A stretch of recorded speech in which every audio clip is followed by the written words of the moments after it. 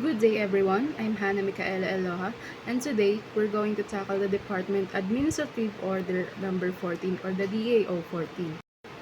Air pollution in the Philippines poses a significant public health and environmental concern. It is primarily caused by vehicular emissions, industrial activities, and waste management practices. Metro Manila, being the capital of the Philippines, experiences some of the highest level of air pollution with hazardous level of particulate matter PM10 and PM2.5 and nitrogen oxides. For example, last January 2025, air pollution in Metro Manila exceeded the normal guideline value by 160% as haze in developed skies amid the New Year's Eve revelry. EMB Air Quality Management Section Chief Jundi Del Socorro said that agency recorded both high levels of particulate matter PM10 and ground level obtained particulate matter PM2.5. The EMB has said that air quality in Makati registered acutely unhealthy, Pasig City recorded unhealthy air for sensitive groups, Taguig registered fair air quality. Maybe you were wondering, what are these measurements? How do they measure these air qualities? So let's discuss further to understand about this matter. According to the Department of Environmental and Natural Resources or DENR, poor air quality contributes to a range of health issues such as respiratory disease, cardiovascular problems, and premature deaths. DAO 14 in particular outlines the standards for ambient air quality, emissions from stationary sources, and motor vehicle emissions. It provides the framework for addressing air pollution at the national and local levels.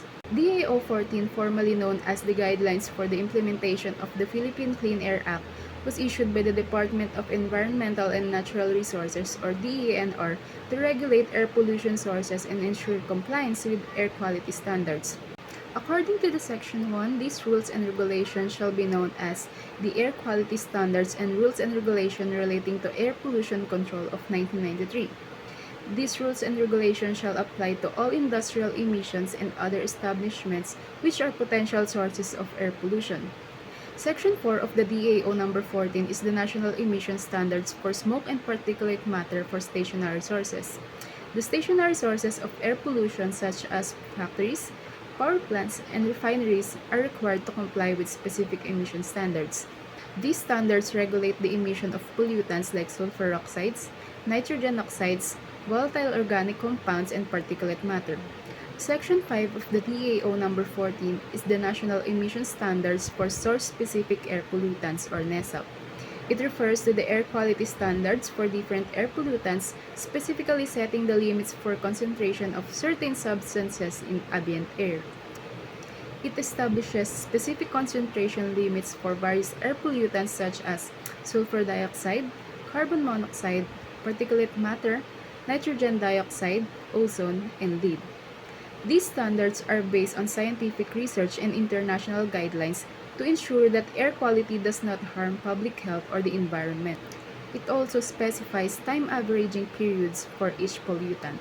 For example, some pollutants have standards for 1 hour, 8-hour, and 24-hour averages, while others have annual averages standards. Section 8 of the DAO number 14 or the National Ambient Air Quality Guidelines and Standards. DOA 14 establishes the allowable concentrations of pollutants in the air, including particulate matter, sulfur dioxide, nitrogen oxides, carbon monoxide, ozone, and lead. These standards aim to protect human and the environment from harmful effects of air pollution. Motor vehicle emission standards. One of the major sources of air pollution in the Philippines is vehicular emissions. DAO 14 prescribes strict emission standards for motor vehicles, limiting the amount of harmful gases and particulates released into the atmosphere. The regulation covers the new and existing vehicles and sets a timeline for the retrofitting and improvement of emission control technologies. Air quality monitoring and reporting. DAO 14 emphasizes the importance of air quality monitoring to assess compliance with air quality standards.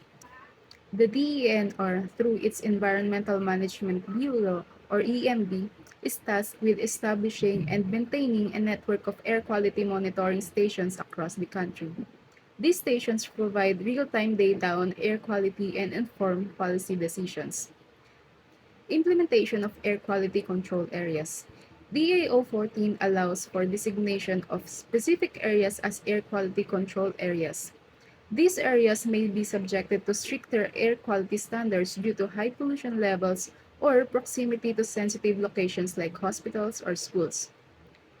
Special measures may be implemented in these areas to mitigate air pollution. Public awareness and stakeholder involvement. The regulation emphasizes the need for public awareness programs to educate citizens about air pollution and its effects. It also encourages participation from local government units, the private sector, and non-governmental organizations in implementing air quality management programs. The enforcement of DAO 14 is primarily the responsibility of DENR, which works with local government units and other agencies. To ensure compliance with the provision of DAO 14, the DENR can issue penalties, fines, and even suspend or revoke permits for facilities that violate the emission standards.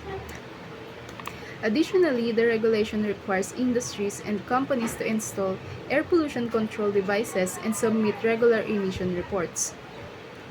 DAO 14 represents a significant step in the Philippines' effort to address air pollution and improve air quality management. It provides clear regulation for the reduction of harmful emission from stationary sources and vehicles, as well as the guidelines for monitoring and compliance. However, for these efforts to succeed, there must be increased enforcement, greater public awareness, and continuous investments in cleaner technologies. Collaboration between the government, private sector, and citizens is essential to ensure that the air pollution is effectively controlled and public health is protected. And that sums up the DAO number 40.